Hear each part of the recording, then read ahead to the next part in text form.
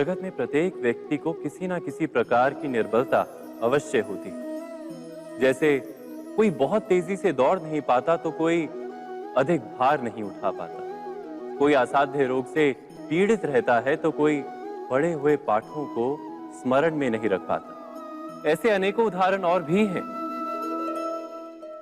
क्या आप किसी ऐसे व्यक्ति को जानते हैं जिसे सब कुछ प्राप्त हो और हम जीवन की उस एक निर्बलता को जीवन का केंद्र मानकर जीते हैं? इस कारणवश हृदय में दुख और असंतोष रहता है सदा।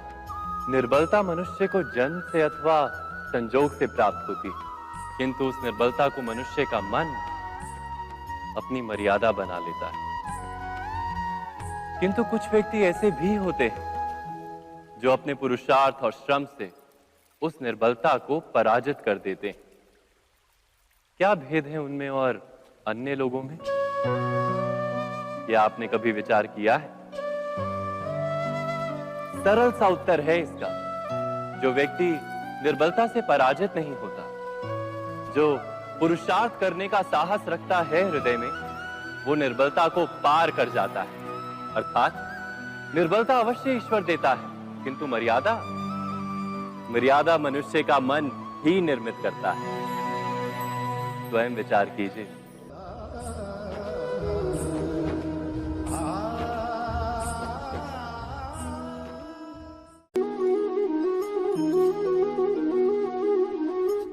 भविष्य का दूसरा नाम है संघर्ष।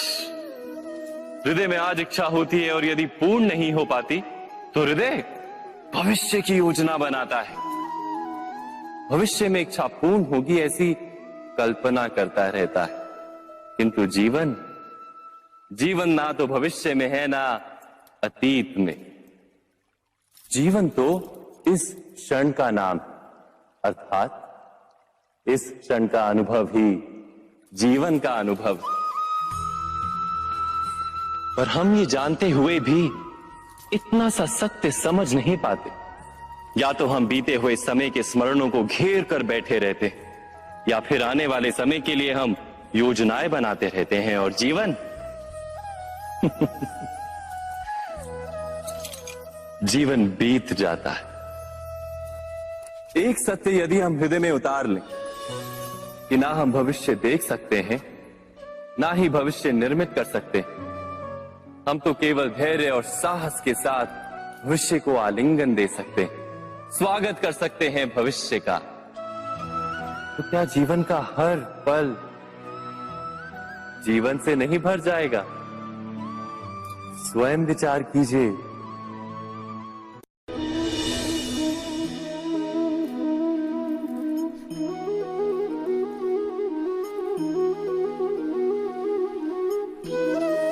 ज्ञान प्राप्ति सदा ही समर्पण से होती है, यह हम सब जानते हैं।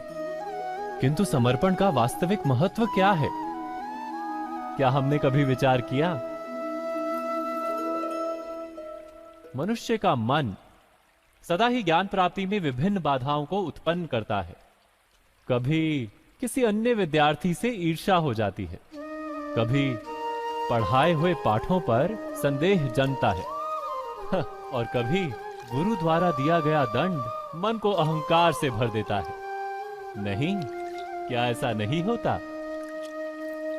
न जाने कैसे कैसे विचार मन को भटकाते हैं और मन की इसी अयोग्य स्थिति के कारण हम ज्ञान प्राप्त नहीं कर पाते।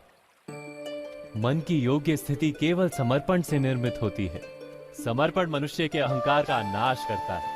ईर्ष्या, महत्वाकांक्षा आदि भावनाओं को दूर कर हृदय को शांत करता है और मन को एकाग्र करता है।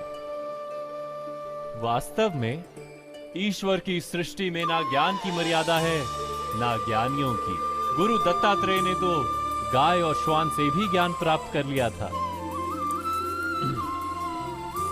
अर्थात विषय ब्रह्म ज्ञान का हो या जीवन के ज्ञान का या गुरुकुल में प्राप्त होने वाले ज्ञान का, उसकी प्राप्ति के लिए गुरु से अधिक महत्व है उस गुरु के प्रति हमारा समर्पण।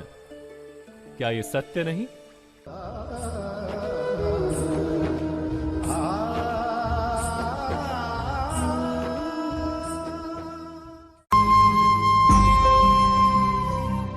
प्रत्येक मनुष्य के जीवन में ऐसा क्षण अवश्य आता है जब सारे स्वप्न, सारी आशाएं, सारे दृश्य ध्वस्त हो जाते हैं। जीवन के सारे आयोजन ही बिखर जाते हैं।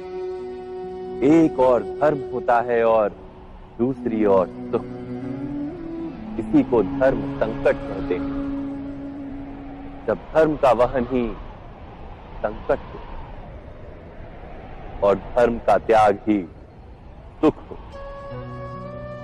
विचार कीजिए, कभी किसी स्वजन के विरुद्ध सत्य बोलने का अवसर प्राप्त हो जाता है, कभी ठीक दरिद्रता के समय सरलता से चोरी करने का मार्ग प्राप्त हो जाता है, कभी किसी शक्तिशाली राजनेता या राजा के कर्मचारी का अधर्म प्रकट हो जाता है।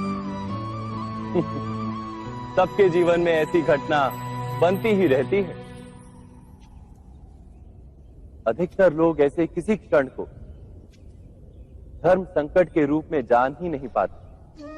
हमें किसी प्रकार के संघर्ष का अनुभव ही नहीं होता। सहजता से सुख की ओर खींचे चले जाते हैं, जैसे मक्खी गुड़ की ओर खींची चली जाती। वास्तव में धर्म संकट का क्षण ईश्वर के निकट जाने का क्षण होता है। यदि हम संघर्षों से भयभीत ना हो, सुख की ओर आकर्षित ना हो, अपने धर्म पर दृढ़ रहे, तो ईश्वर का साक्षात्कार दूर नहीं।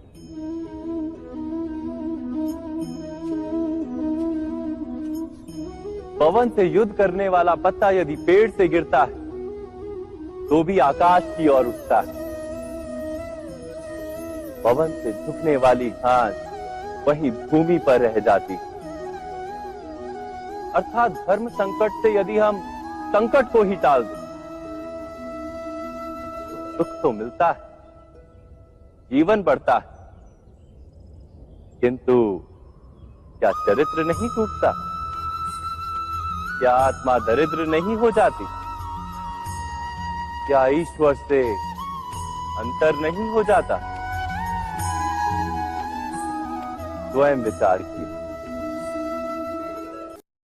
दो व्यक्ति जब निकट आते हैं तो एक दूसरे के लिए सीमाएं और मर्यादाएं निर्मित करने का प्रयत्न अवश्य करते हैं। हम यदि सारे संबंधों पर विचार करें तो देखेंगे कि इन सारे संबंधों का आधार यही सीमाएं हैं जो हम दूसरों के लिए निर्मित करते हैं।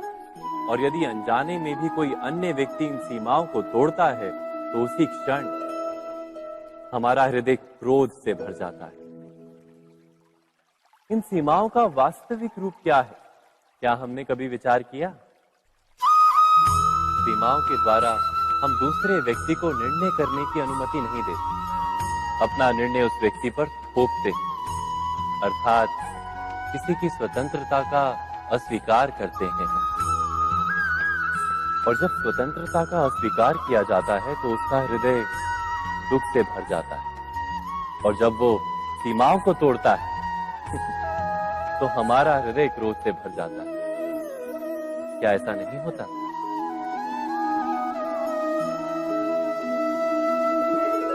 पर यदि एक दूसरे की स्वतंत्रता का सम्मान किया जाए तो किसी मर्यादाओं या सीमाओं की आवश्यकता ही नहीं होती।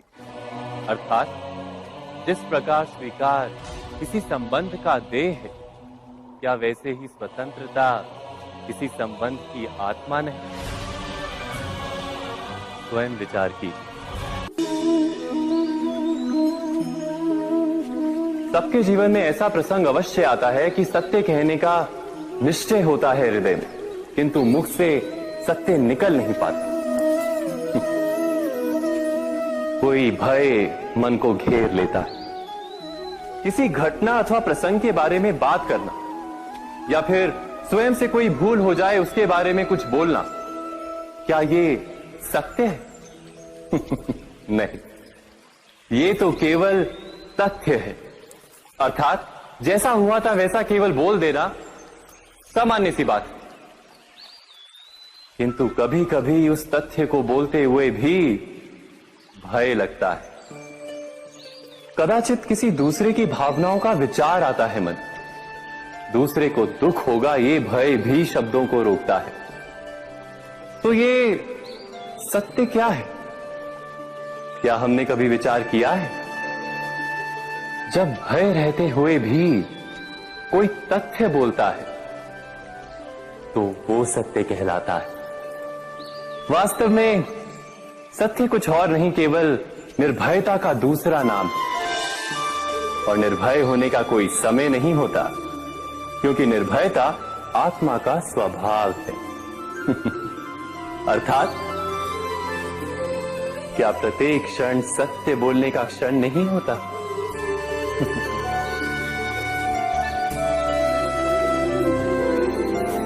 स्वयं विचार कीजिए।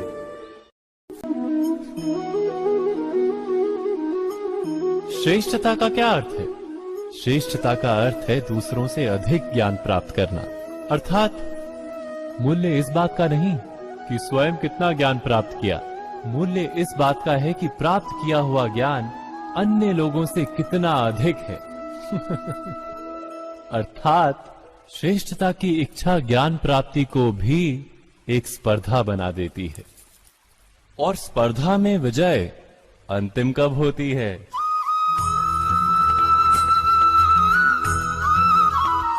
कुछ समय के लिए तो श्रेष्ठ बना जा सकता है, किंतु सदा के लिए कोई श्रेष्ठ नहीं रह पाता। फिर वही असंतोष, पीड़ा और संघर्ष जन्म लेता है। किंतु श्रेष्ठ बनने के बदले यदि उत्तम बनने का प्रयत्न करें तो क्या होगा? उत्तम का अर्थ है कि जितना प्राप्त करने योग्य है वो सब प्राप्त करना, किसी से अधिक पाने की इच्छा से नहीं, मात्र आत्मा की तृप्ति हेतु कुछ प्राप्त करना।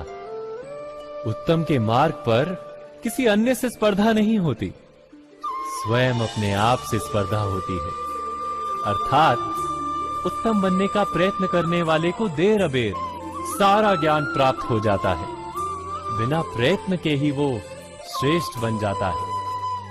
किंतु जो श्रेष्ठ बनने का प्रयत्न करता है वो श्रेष्ठ बने या ना बने, उत्तम कभी नहीं बन पाता।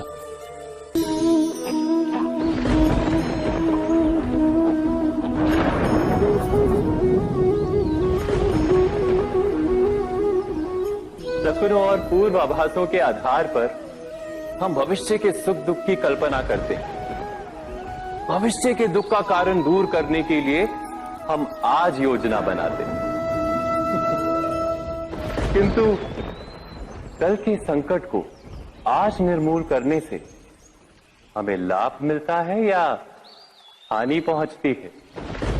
ये प्रश्न हम कभी नहीं करते। सत्य तो ये है कि संकट और उसका निवारण साथ जनते हैं, व्यक्ति के लिए भी और सृष्टि के लिए भी। नहीं, आप अपने भूतकाल का स्मरण कीजिए, इतिहास को देखिए।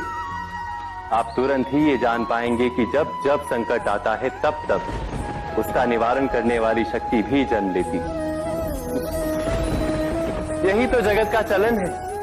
वस्तुतः संकट ही शक्ति के जन्म का कारण है। प्रत्येक व्यक्ति जब संकट से निकलता है तो एक पद आगे बढ़ा होता है, अधिक चमकता है, आत्मविश्वास से अधिक भरा होता है, न केवल अपने लिए अपितु विश्व के लिए भी। क्या ये सत्य नहीं? वास्तव में संकट का जन्म है एक अवसर का जन्म, अपने आप को बदलने का अवसर, अपने विचारों को ऊंचाई पर करने का अवसर, अपनी आत्मा को बलवान और ज्ञान मंडित बनाने का अवसर। जो ये कर पाता है उसे कोई संकट नहीं होता, किंतु जो ये नहीं कर पाता वो तो स्वयं एक संकट है विश्व के लिए। विचार कीजिए।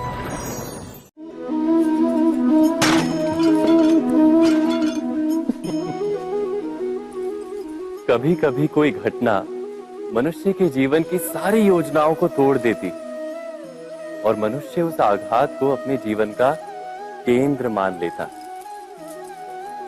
पर क्या भविष्य मनुष्य की योजनाओं के आधार पर निर्मित होते हैं?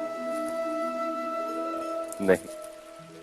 जिस प्रकार किसी ऊंचे पर्वत पर सर्वप्रथम चढ़ने वाला उस पर्वत की तलाई में बैठकर जो योजना बनाता है, क्या वही योजना उसे उस पर्वत की चोटी तक पहुंचाती है?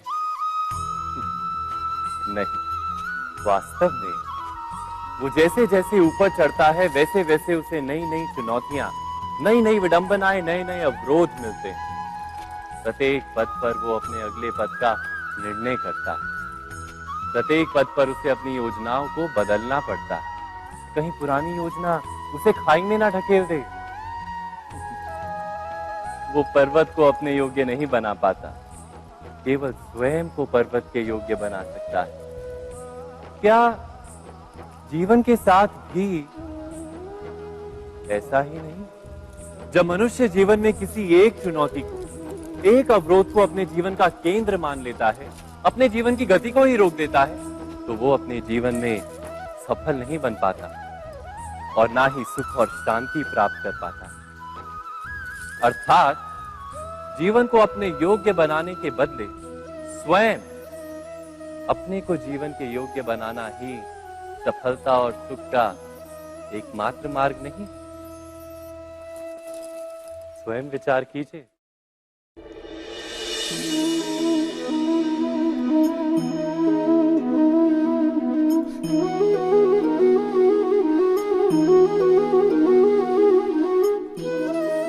जीवन का हर क्षण निर्णय का क्षण होता है। प्रत्येक पद पर दूसरे पद के विषय में कोई निर्णय करना ही पड़ता है और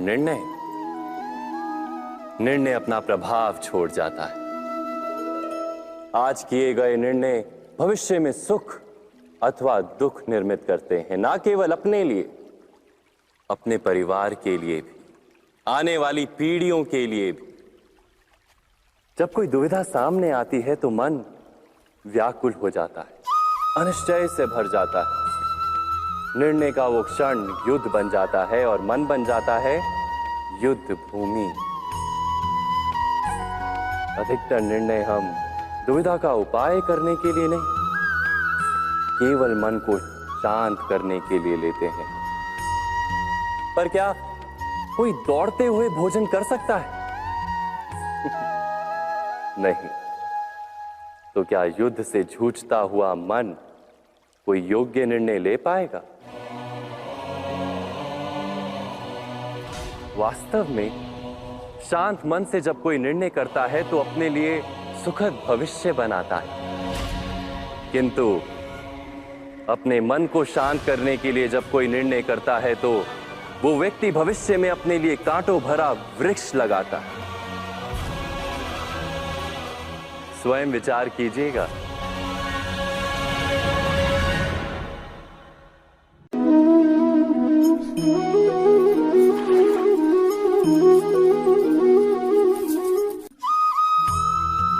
जीवन में आने वाले संघर्षों के लिए जब मनुष्य स्वयं को योग्य नहीं मानता, जब उसे अपने ही बल पर विश्वास नहीं रहता, तब वो सद्गुणों को त्याग कर दुर्गुणों को अपनाता है। वस्तुतः मनुष्य के जीवन में दुर्जनता जन्म ही तब लेती है जब उसके अंतर में आत्मविश्वास नहीं होता। आत्मविश्वास ही अच्छाई को धारण करता है। ये आत्मविश्वास है क्या?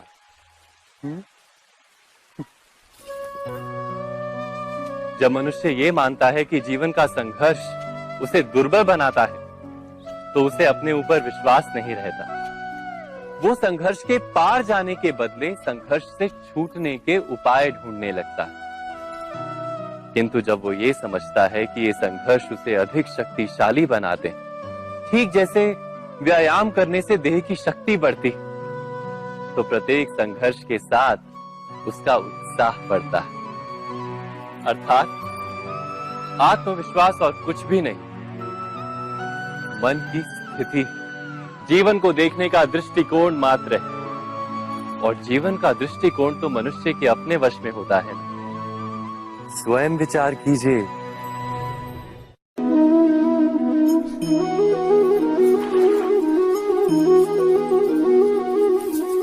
पिता सदा ही अपने संतान के सुख की कामना करते हैं, उनके भविष्य की चिंता करते रहते हैं।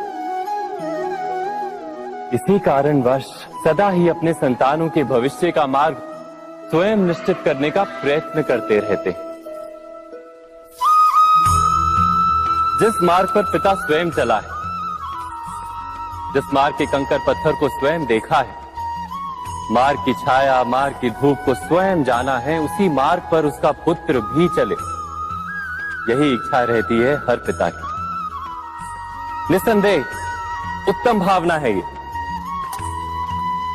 किंतु 3 प्रश्नों के ऊपर विचार करना हम भूल ही जाते हैं। कौन से प्रश्न? प्रथम प्रश्न, क्या समय के साथ प्रत्येक मार्ग बदल नहीं जाते? क्या समय सदा ही नई चुनौतियों को लेकर नहीं आता? तो फिर बीते हुए समय के अनुभव नई पीढ़ी को किस प्रकार लाभ दे सकते हैं? दूसरा प्रश्न, क्या प्रत्येक संतान अपने माता पिता की छवि होता है? हाँ, संतानों को संस्कार तो अवश्य माता पिता देते हैं, किंतु भीतर की क्षमता तो ईश्वर देते हैं। तो जिस मार्ग पर पिता को सफलता मिली है, विश्वास है कि उसी मार्ग पर उसकी संतानों को भी सफलता और सुख प्राप्त होगा। तीसरा प्रश्न, क्या जीवन के संघर्ष और चुनौतियां लाभकारी नहीं होती? क्या प्रत्येक नया प्रश्न एक नए उत्तर का द्वार नहीं खोलता? तो फिर संतानों को नए नए प्रश्नों, संघर्षों और चुनौतियों से दूर रखना, ये उनके लिए लाभ करना कहलाएगा या हानि पहुंचाना? अर्थात जिस प्रकार संतान के भविष्य का निर्माण करने के बदले उसके चरित्र का निर्माण करना श्रेष्ठ है, वैसे ही संतानों के जीवन का मार्ग निश्चित करने के बदले उन्हें नए संघर्षों के साथ जूझने के लिए मनोबल व ज्ञान देना अधिक लाभदायक नहीं होगा? स्वयं विचार कीजिए। मनुष्य की सबसे बड़ी दुर्बलता क्या होती है? सोचिए। धन, प्रेम, अहंकार। मनुष्य की सबसे बड़ी दुर्बलता होती है उसके रहस्य। चाहे आप कितने भी शक्तिशाली क्यों ना हो, कितने भी प्रबल क्यों ना हो, परंतु उसके रहस्य उसके नाश की चाबी होती है। इसलिए यदि प्रबल रहना है, शक्तिशाली रहना है, समर्थ रहना है, तो अपने रहस्य को किसी को भी ना बताएं, ना मित्र को और ना ही शत्रु को, क्योंकि समय पड़ने पर कब कौन शत्रु हो जाए ऐसा कहना संभव नहीं। विभीषण को रावण के अमृत कुंड का ज्ञात था, इसीलिए प्रभु श्री राम रावण का वध करने में सफल हो सके। इसलिए उचित यही है कि आप अपने रहस्य को स्वयं तक ही सीमित रखें। मनुष्य जीवन की परीक्षा में सफल होने के लिए क्या नहीं करता? वो परिश्रम करता है, दौड़ भाग करता है, और ये सब करने के पश्चात भी जब उसका काम नहीं बनता तो वो नकल करता है ना? तनिक लौटिए अपने बचपन में, स्मरण कीजिए अपने बचपन की स्मृतियों का। क्या स्मरण हुआ? विद्यालय में जब आप परीक्षा देने जाते थे तो क्या होता था? आप ना सही, परंतु कोई ना कोई सफलता पाने के लिए नकल करता ही था और उत्तीर्ण भी हो जाता था, है ना? परंतु जीवन की परीक्षा ऐसी नहीं होती। नकल करने वाला सफल नहीं होता। कारण विद्यालय में सबके प्रश्न पत्र एक होते थे, परंतु जीवन के प्रश्न पत्र और उनकी कठिनाई सबके लिए भिन्न होती, तो निश्चित रूप से उनके उत्तर भी भिन्न होंगे ना।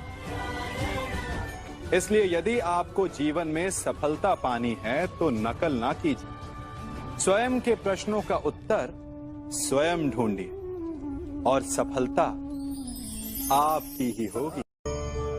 मनुष्य का जीवन हार और जीत विजय और पराजय, सफलता और असफलता के मध्य झूलता रहता है। आपके साथ भी ऐसा होता होगा, है ना? जब आप सफल होते हैं, किसी चुनौती पर विजय पाते हैं, तो मन प्रसन्नता से आनंद के उपवन में झूमने लगता है। और जब आप असफल होते हैं, तब मन दुख और पीड़ा के सागर में डूबने लगता है। परंतु वास्तव में सफलता और असफलता है क्या? तनिक ध्यान से सोचिए। ये केवल हमारी मनोस्थिति मात्र है। हमारी पराजय तब नहीं होती जब हमारा शत्रु विजय प्राप्त कर ले। हमारी पराजय तब होती है जब हम पराजय स्वीकार कर लें। हम असफल तब नहीं होते जब हम लक्ष्य ना पा सके। हम असफल तब होते हैं जब हम प्रयास करना बंद कर दें। इसलिए प्रयास करते रहें और हार ना माने, क्योंकि जिस दिन आप हार स्वीकारना बंद कर देंगे, जीत आपके चरणों में होगी।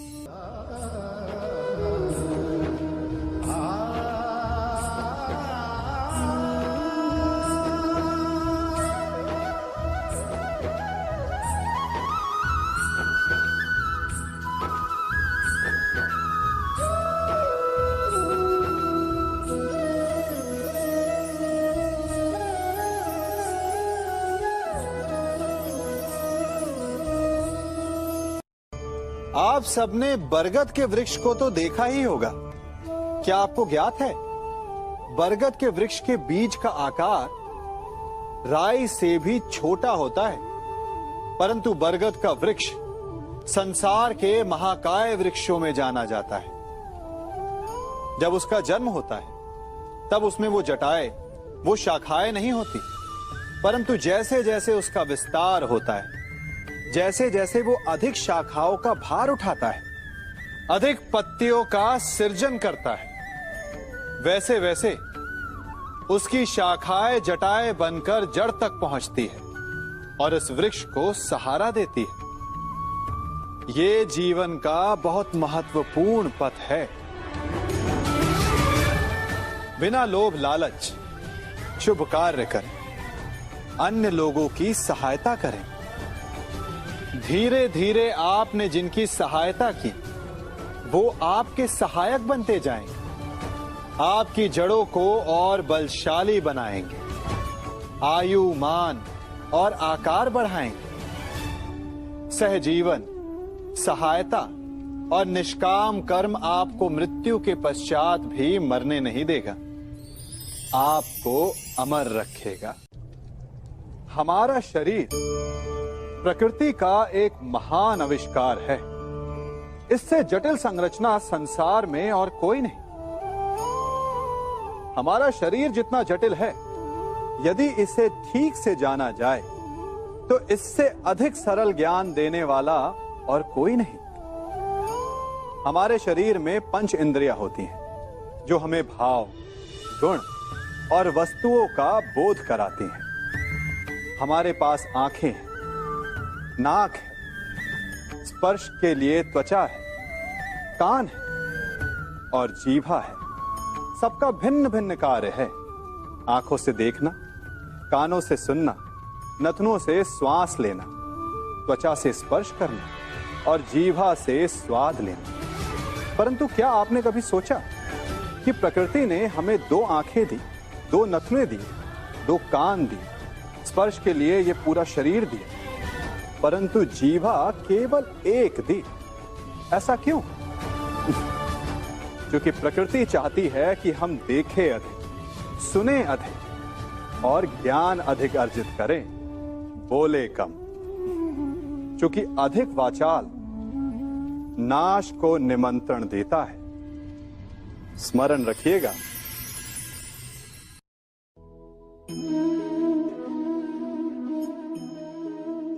ये सदा यही कहते आए कि यदि आगे बढ़ना है तो अपनों का साथ दो।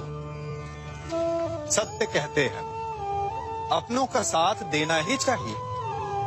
परंतु साथ देने से पूर्व ये अवश्य पहचान लेना चाहिए कि अपने हैं कौन।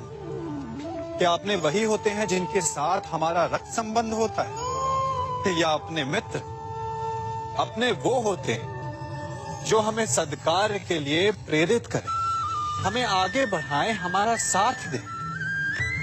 और वो जिनका साथ देने से समाज का नाश, धर्म की हानि हो, वो सगे हो करके भी सगे नहीं होते। इसलिए जब अपनों की परिभाषा का चुनाव करें तो उन्हें अपना माने जो आपका साथ दे, उन्हें नहीं जो हमें अज्ञान के मार्ग पर ले जाएं।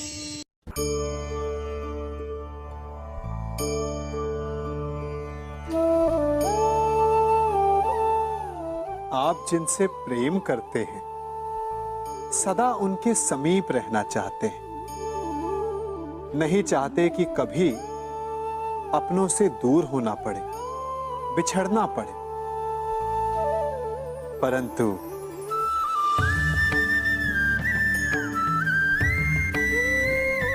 एक समय के पश्चात अपनों से दूर हो जाना उन्नति के लिए आवश्यक है। आप माता पिता हैं ना? यदि आप अपनी संतान के जीवन के हर पग पर उनका मार्गदर्शन करते रहेंगे तो आपकी संतान स्वयं मार्ग चुनना कैसे सीखेगी? मार्ग के कांटों से स्वयं को बचाना कैसे सीखेगी? इसीलिए एक समय के पश्चात अपनों से बनाई गई दूरी सदा लाभदायक रहती है। आज मैं आप सबको एक कथा सुनाता हूं। एक दिन प्रातः एक व्यापारी अपने घर से निकला। घर से निकलते ही एक बिल्ली ने उस व्यापारी का मार्ग काट दिया। व्यापारी घबरा गया, वो फिर से घर लौट गया और शुभ घड़ी की प्रतीक्षा करने लगा। और जब वो पुनः अपने घर से निकला तब वो वाहन जा चुका था जिससे राजा तक पहुंचकर उसे भेंट देनी थी। राजा को भेंट नहीं मिली। राजा क्रोधित हो गए। राजा ने उस व्यापारी का व्यापार बंद करवा दिया। इस कारण व्यापारी क्रोधित होकर घर पर अपनी पत्नी से लड़ बैठा। पत्नी अपने बच्चों समेत मैके वापस चली गई और उस व्यापारी के जीवन में यदि कुछ रह गया था तो केवल अंधकार। और इन सब का कारण वो उस बिल्ली को मानता रहा जिसने उसका मार्ग काटा था। ऐसा ही एक दूसरा व्यापारी राजा को भेंट देने निकला और उस व्यापारी का मार्ग भी एक बिल्ली ने काट दिया। वो व्यापारी तनिक घबराया, परंतु उसने आगे बढ़ना अधिक उचित समझा। राजा तक वो समय पर पहुंचा। उसने राजा को भेंट दी। राजा प्रसन्न हुए और राजा ने व्यापारी को अपना व्यापार बढ़ाने की अनुमति दी, स्वर्ण आभूषण दी। जब व्यापारी घर पर पहुंचा तो पत्नी को आभूषण और अपने बच्चों को देने के लिए वस्त्र थे उसके पास।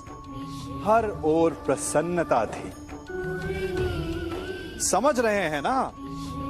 दोनों के साथ एक ही प्रकार की घटना हुई, परंतु दोनों की प्रतिक्रिया भिन्न थी।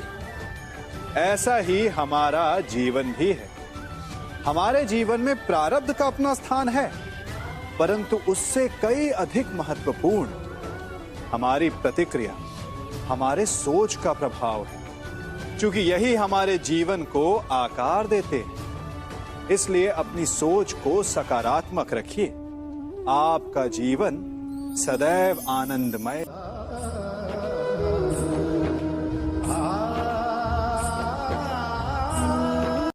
हम सभी अपने जीवन में कोई ना कोई कार्य करते हैं। कार्य करते हैं तो थकान की अनुभूति होती है, और यदि थकान ना उतरे तो कार्य करने का मन नहीं करता। हम आशा करते हैं कि कदाचित एक दिन में 24 के स्थान पर 26 घंटे होते तो आराम करने के लिए हमें और अधिक समय मिल जाता। हमें ऐसा अनुभव होता है कि हम बहुत अधिक कार्य कर रहे हैं, है ना? परंतु क्या आपने कभी सोचा है कि जो लोग संसार में सफल हैं, उनके पास भी सफल होने के लिए दिन में केवल 24 घंटे थे। तो फिर वो सफल क्यों है? इसका एक छोटा सा रहस्य है। वो कार्य चुनते हैं जो उन्हें प्रिय है, जिसे करने में उन्हें आनंद आता है। उन्हें लगता ही नहीं कि वो कार्य कर रहे हैं, उन्हें लगता है कि वो प्रतिपल आनंद मना रहे हैं। और जब आप आनंद मनाते हैं तो थकान कैसी? इसलिए यदि आप जीवन में कोई भी कार्य करें तो वो आपके मन को भाना चाहिए, या जो कार्य आप कर रहे हैं उसे अपने मन को भा देने दो। सफलता आपको मिलेगी। कभी सोचा है हमारा जीवन भी उस रेत की घड़ी की भांति है? जो रेत नीचे गिर चुकी है वो हमारा अतीत है, जो अब भी ऊपर है वो हमारा आने वाला भविष्य है, और वर्तमान ये संकुचित स्थल है जहां से धीरे धीरे करके रेत गिर रही है। अर्थात हमारे पास जीने के लिए यही एक क्षण है।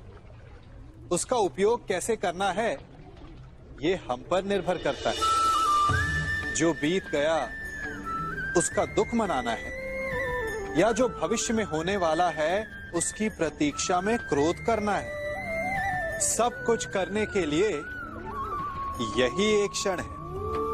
प्रसन्न रहना है तो उसके लिए भी यही एक पल है। प्रतीक्षा करते रहोगे तो ये पल भी भूतकाल में बदल जाएगा।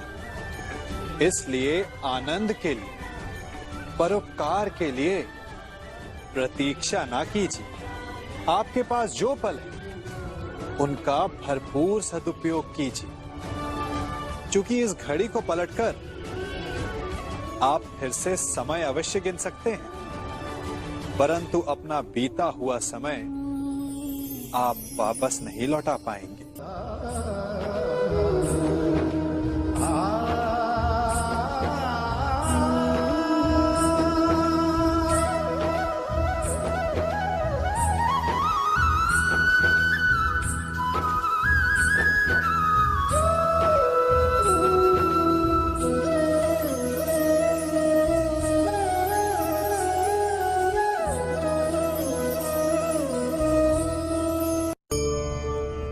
मनुष्य भी बड़ा विचित्र प्राणी है। अपनों से नीचे के स्तर के लोगों को वो हे दृष्टि से देखता है, उनका उपहास उड़ाता है, उनसे बार बार कहता है कि तुम्हारा कुछ नहीं हो सकता, तुम भविष्य में कुछ नहीं कर पाओगे। जब मनुष्य के पास धन, संपत्ति, मान होता है तो वो दूसरों का आदर नहीं करता, परंतु वो एक बात भूल जाता है कि उससे भी अधिक शक्तिशाली कोई अस्तित्व में है, और वो है समय। काल। काल अपना चक्र कब बदलेगा ये कोई नहीं जानता।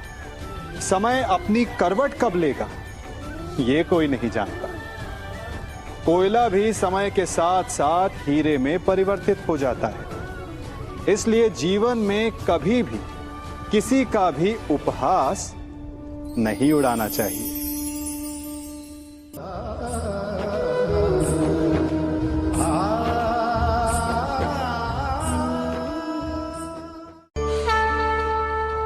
गर्व, अभिमान और अहंकार, ये तीनों सुनने में एक जैसे लगते हैं, परंतु तीनों का अर्थ भिन्न होता है और परिणाम भी। तीनों का आरंभ प्रेम से होता है। स्वयं से प्रेम, परिश्रम हमारे मन में गर्व को जन्म देता है, और सफलता अभिमान जगाती है। यहां तक ठीक है, परंतु जब ये भावना अहंकार बन जाती है तब वो समस्या बन जाती है, क्योंकि सबसे बुरा अंत अहंकारी का ही होता है। परंतु मनुष्य के लिए पहेली यही है कि पहचाना कैसे जाए कि अहंकार जग गया है और उसका दमन आवश्यक है। इसका उत्तर मैं नहीं, आपका मन देगा। जब तक आप स्वयं से प्रसन्न हैं, जब तक आप सबसे ऊंचा उठने का प्रयास कर रहे हैं, तब तक ठीक है।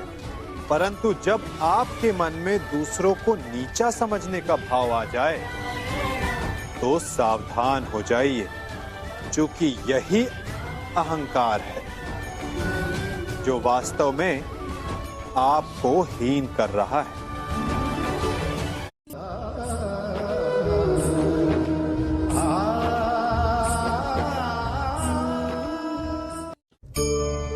आज मैं आप सबको एक कहानी सुनाता हूं। एक दिन गोकुल में दो व्यापारी आए। एक व्यापारी शहद का था, बड़ा मीठा शहद था उसका, परंतु वो गोकुल में टिक नहीं पाया। उसके व्यापार ने घाटा खाया और शीघ्र ही वो गोकुल छोड़कर चला गया। और दूसरा व्यापारी मिर्च का था। पहले दिन वो एक पोटली लाया और दूसरे ही दिन वो पूरी बैलगाड़ी भर कर लाया। और धीरे धीरे पूरी मथुरा में उसकी धाक जम गई। मुझे बड़ा आश्चर्य हुआ, तो मैंने बाबा से पूछा कि ऐसा क्यों कि एक मीठे शहद का व्यापारी कंगाल हो गया और एक मिर्च का व्यापारी धीरे धीरे नगर सेठ बन गया। बाबा मुस्कुराए और उन्होंने कहा कि मीठी बोली बोलने वाले की तीखी मिर्च भी बिक जाती है, और जो कड़वी बोली बोलता है उसका मीठा शहद भी नहीं बिकता। वाह, कितने उत्तम विचार हैं उनके, और उचित ही है। मनुष्य अपने जीवन में सदैव अपने वचनों से उठता है और अपने वचनों से ही गिरता है। इसलिए अपने जीवन में सदैव मीठी बोली बोलने का प्रयास कीजिए, आपका जीवन सरल हो जाएगा। मनुष्य की सबसे बड़ी दुर्बलता क्या होती है? सोचिए। धन, प्रेम, अहंकार। मनुष्य की सबसे बड़ी दुर्बलता होती है उसके रहस्य। चाहे आप कितने भी शक्तिशाली क्यों ना हो, कितने भी प्रबल क्यों ना हो, परंतु उसके रहस्य उसके नाश की चाबी होती है। इसलिए यदि प्रबल रहना है, शक्तिशाली रहना है, समर्थ रहना है, तो अपने रहस्य को किसी को भी ना बताएं, ना मित्र को और ना ही शत्रु को, क्योंकि समय पड़ने पर कब कौन शत्रु हो जाए ऐसा कहना संभव नहीं। विभीषण को रावण के अमृत कुंड का ज्ञात था, इसीलिए प्रभु श्री राम रावण का वध करने में सफल हो सके। इसलिए उचित यही है कि आप अपने रहस्य को स्वयं तक ही सीमित रखें।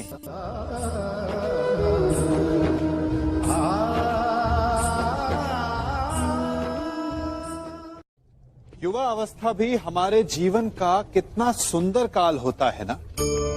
बाहु में बल, मन में कुछ बड़ा कर जाने की चाह, आंखों में भविष्य के सुंदर और कोमल सपने। और इसी अवस्था में मनुष्य के भीतर पनपता है प्रेम। किसी को देखकर उस पर मन मोहित हो जाता है और फिर मनुष्य अपना सब कुछ उस पर न्यौछावर कर देना चाहता है। फिर प्रेम की परिणति होती है विवाह में। क्यों? सबको अपने खट्टे मीठे संस्मरण स्मरण हुआ है ना। परंतु यहीं से अधिकतर माता पिता और संतान के मध्य विचारों का विरोध प्रारंभ हो जाता है।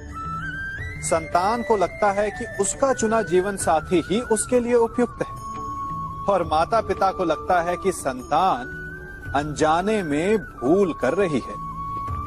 संतान का तर्क होता है कि उसे विवाह किससे करना है, ये उसका अधिकार है, और माता पिता का तर्क ये होता है कि अब भी जीवन साथी चुनने की समझ संतान में है ही नहीं। तो इस अवरोध को काटा कैसे जाए, उचित निर्णय कैसे लिया जाए?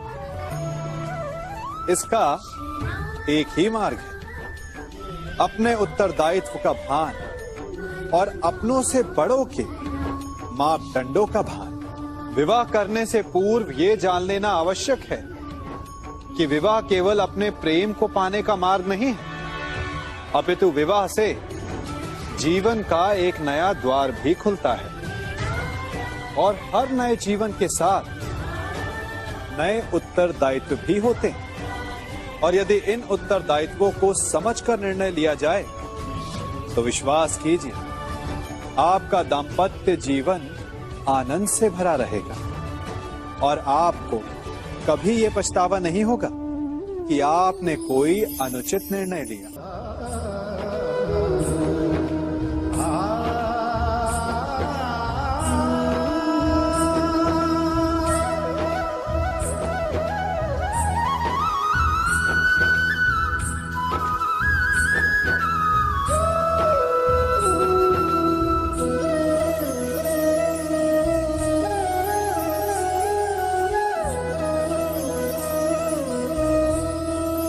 जब सागर का जल वाष्प बनकर उड़ता है तब वो हमें दिखाई नहीं देता। मेघ उस जल को अपने भीतर छिपा लेते हैं, लंबी यात्रा करते हैं, प्रयास करते हैं कि वो जल सदा उनके भीतर छिपा रहे, परंतु जब वायु का वेग उन्हें उड़ाकर किसी पर्वत से ले जाकर के टकरा देता है, तब उन मेघों को बरसना ही पड़ता है, क्योंकि यही नियति है, यही प्रकृति है। क्योंकि जल को सागर में जाकर मिलना ही है। ठीक ऐसा ही हमारे साथ भी होता है। हम सत्य को अपने मन के मेघों में चाहे जितना छिपाने का प्रयास कर लें, परंतु समय की आंधी उसे वास्तविकता के पर्वत से ले जाकर के टकराकर हमारे समक्ष ले ही आती है। जिस भय के कारण आप सत्य को सामने नहीं लेकर आना चाहते, एक दिन वही भय हमारे समक्ष आकर खड़ा हो जाता है, और फिर हम लाचार हो जाते हैं, क्योंकि हमने उस भय का सामना करने की तैयारी नहीं की होती। इसलिए सत्य से भागे नहीं, उसे छिपाए भी नहीं, उसे स्वीकार करें। भविष्य की बड़ी विपत्ति से बच जाएंगे।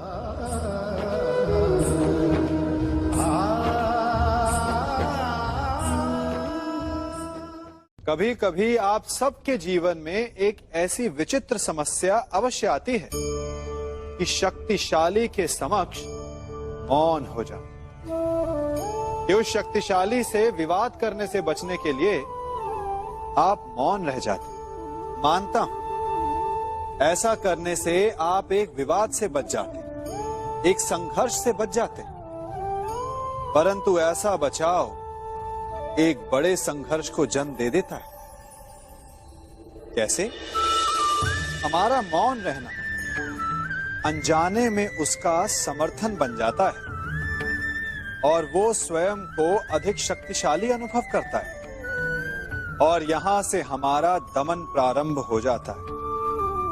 एक के बाद एक हम अन्याय में अनचाहे रूप से सम्मिलित होते चले जाते हैं। तो इसका तोड़ क्या है? ये समझने के लिए ये जानना आवश्यक है कि ऐसी कौन सी बात है जो आपको विरोध करने से रोकती है। ये सामने वाले की शक्ति नहीं जो आपको रोकती है, ये आपके भीतर छिपा भय है जो आपको रोकता है। हाँ, कभी कभी भय आपकी सुरक्षा अवश्य कर सकता है, परंतु साथ साथ ये भी जानना आवश्यक है कि ये भय ही है जो आपको मौन भी रखता है, इसलिए अपने मन से भय को निकालिए और खुलकर अनीति का, अन्याय का विरोध कीजिए और फिर देखिएगा आपका मन कितना मुक्त, कितना हल्का अनुभव करेगा।